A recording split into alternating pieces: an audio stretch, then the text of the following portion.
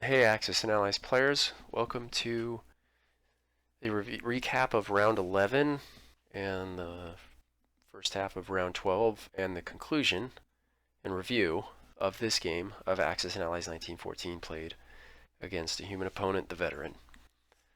So this is an Entente win. I am going to go through this last turn as quickly and as interestingly as I can, draw some conclusions, and then describe what's going to happen on this channel here going forward. So very quickly, French purchase make a max purchase. Okay, um, spending all their IPCs. They move their army into Silesia and really do no other fighting. They place and that's it. The British are a little bit more active, have a massive buy thanks to all that German money and all that money that they're getting from Germany now. So their combat move, they push Hanover, otherwise don't fight anywhere else on the west front, and then they counterattack in Persia. And the dice are pretty uninteresting. When they hit Transjordan too, they attack uphill with two attackers to three defenders, so that goes par. Battle in Persia, again, right down the center line of the bell curve, both sides for the most part, and then the battle in Hanover goes the way of the Brits, okay? So nothing too crazy there. We get to the Ottomans, and I decide to just, keep the fireworks going. We launch a counterattack into Persia, knowing that all of our hits will be artillery. We hope for some sort of gift from the dice gods. Oh, we cleared Transjordan, by the way. We hope for some gift from the dice gods, and we get +1. And the British hit their numbers, maybe a little warm there too. And then we're done. The Italians don't do anything. They kind of just hold fast, build infantry, and push north. And the Americans pick up this army that was in Spain. This was a little bit surprising to me. I thought it would be, you got the W. Why mess with it? But yeah, he takes the offense and hits Piedmont instead of reinforce. Oh, that's why he did it. Okay, I just figured this out. Yeah, it means less pieces into Piedmont or into Burgundy. You knock off Piedmont, less pieces into Burgundy lowers the chances of the territory being cleared. It's a result now rather than waiting another turn for them to move into a better position later by moving into Bordeaux. I get it. So that's the right move. Yeah, so they get wiped. The Austrians there get crushed, but they go down swinging. The peace exchange is nothing atypical for what was expected. The Austrians load up and they take their last swing. We could continue to swing, but it's pointless at this point. There's something like a 4% chance after I stacked everybody up in here that I could.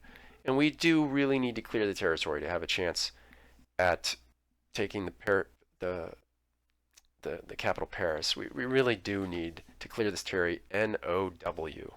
It doesn't happen. We clear Poland. We miss clearing Alsace. We miss clearing Albania. The air battle over Burgundy goes the way of the Austrians fairly easily. And then we basically hit our numbers and not much more. Yeah, so did the defenders. So that's pretty much GG, but I took the German turn just for giggles, just to check for the less than 0.5% chance that Paris gets nuked, and they didn't. It was, again, something close to par numbers.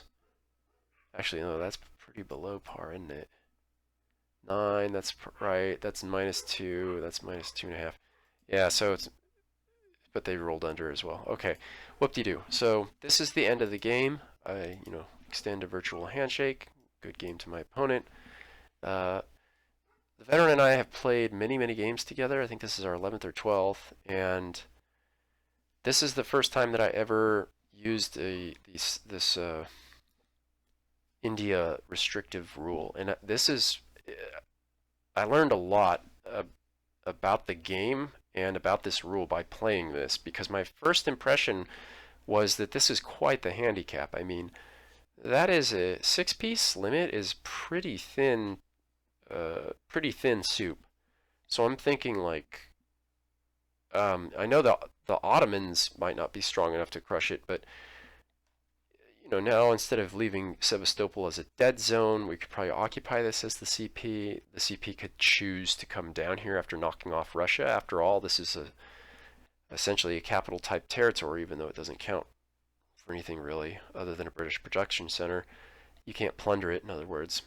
Once you shut that off, that seems to be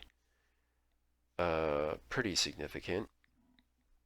But my opinion on it now, I think, is much smarter, and I've smartened up a bit to this, and I kind of realized a few things. And the first thing, I think the best way to put this is to first start it off from the Entente side. And I'll just posit this hypothetical. What if you are playing this game and you take the side of the CP and you say, hey, buddy, opponent of mine, I want to play this, but I want to play with the India restrictive rule, and they've never heard of it before, where you can only build 6 pieces, and they say, what's that? And you'll say, well, it's where Britain can only build 6 pieces in India, and they kind of smirk or laugh and say, okay, sure. I mean, and then you find out later that they never play that way. They don't care about India. Or maybe they tell you to their face, yeah, I don't care. I just build whatever I need to hold the line down there. I just build transports and shove British across the water. In what way did you balance the game if you met somebody like that? Because that's what I feel like I learned, at least in this way, through this game, is this is just a displacement of British IPCs. So it really comes down to, can the British be just as effective up here as they are down there? And at first glance, it seems like like that answer is yes. I mean, that 1-2 punch from the French and British, that is some significant firepower coming across the channel when they're focused up here, and they seem to be able to produce enough to defend themselves down here to boot. This is where I would kind of drop my hat, or take my Entente hat off and put on my CP hat and say, and use this series of videos, ones I just created to play this game against the veteran. I think it was obvious. I don't know.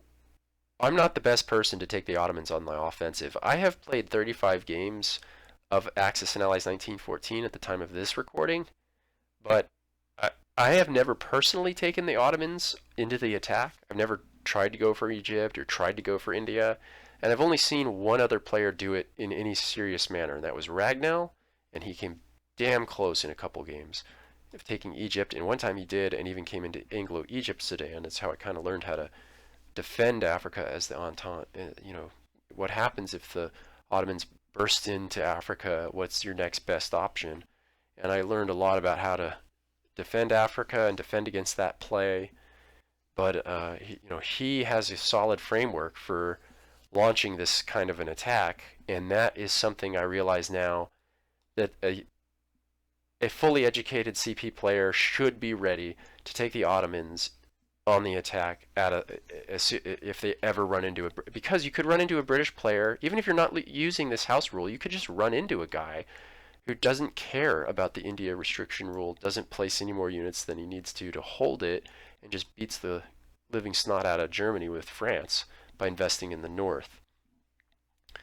So that is what just again to highlight this, the lesson I learned was that I, the good captain, need to tune up my Ottoman offense strategy, because in this scenario, if you are forcing the British player to come in from the north, spend their money in the north, or even if you're not and they decide to play that way anyway, the only counterweight to the British and the French overrun, or the British and French spam of what just happened here, is apparently doing something down here with the Ottomans more than I did. So I totally admit I'm not.